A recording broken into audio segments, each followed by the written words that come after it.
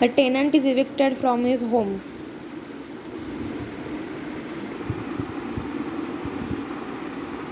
So this is an important another case that arises an important point that when a witness is victimized and suffers a loss on account of it, the contemner can be punished by the courts by fine or imprisonment, but can the sufferer sue the contemner for damages?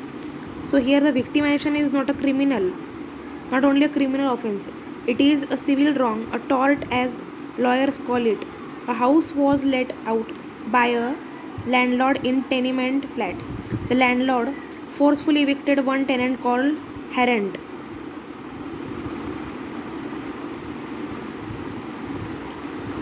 The tenant sued the landlord for damages for wrongful eviction. Chapman, the next floor tenant, had seen what had happened. Then these were the facts reported in Chapman versus Honing. Chapman, Chapman had seen something of what happened on the second floor, and Harrent wanted him to give the evidence to his action against the landlord described above. Chapman, fearing that might befall him if he gave the evidence against his landlord, so he did not go voluntarily to the court. So he was subpoenaed to do so. Subpoenaed means the court has called him to give the evidence. On the next day, the landlord served on Chapman notice to quit his first floor flat. The reason he did that was simply because the Chapman had given the evidence for Harrent. The object of the landlord was the judge found to punish or victimize Mr. Chapman for having giving evidence. The judge gave judgment for it.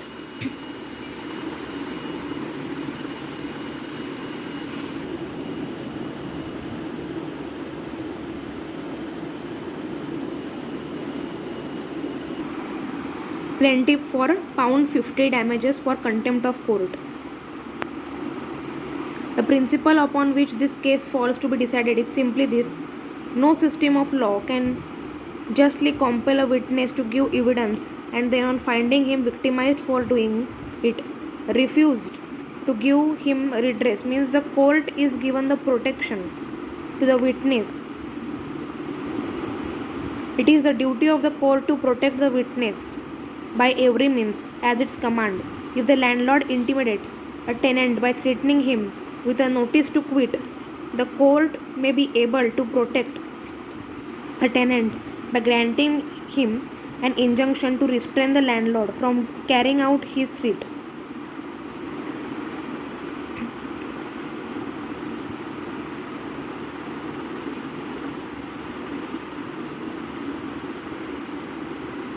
So here, do not fear, the arm of the law is strong enough to protect you.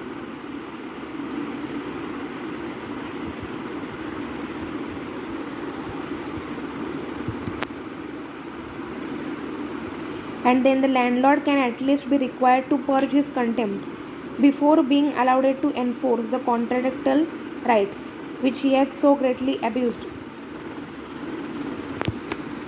The tenant, of course, has to pay his rent and perform his covenants agreement. So there is no injustice in requiring the landlord to clear his conscience.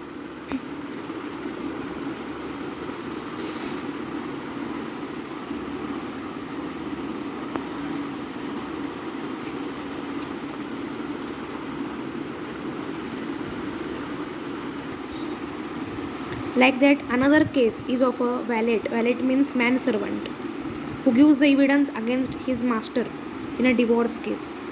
Next day, the master dismissed him by his month's notice, learning the notice is unlawful.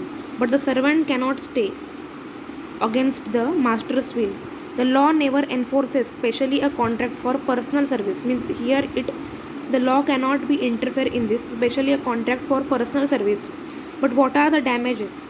Thus, only can the law give adequate redress as it should to an innocent person who has been damnified for obeying the commands.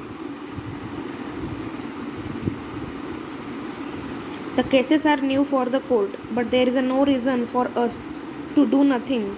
We have to choose before us either to redress or the grievous wrong. Means we have to give justice.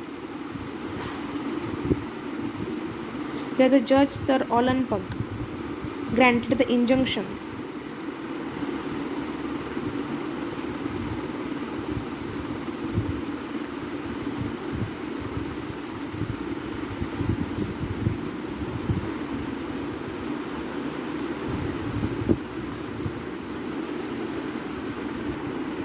Sir Alan Pugh, when he granted an injunction, it was the view of the Judge Baxter when he gave damages of £50. I would not turn to the tenant away without the remedy. I would dismiss the appeal.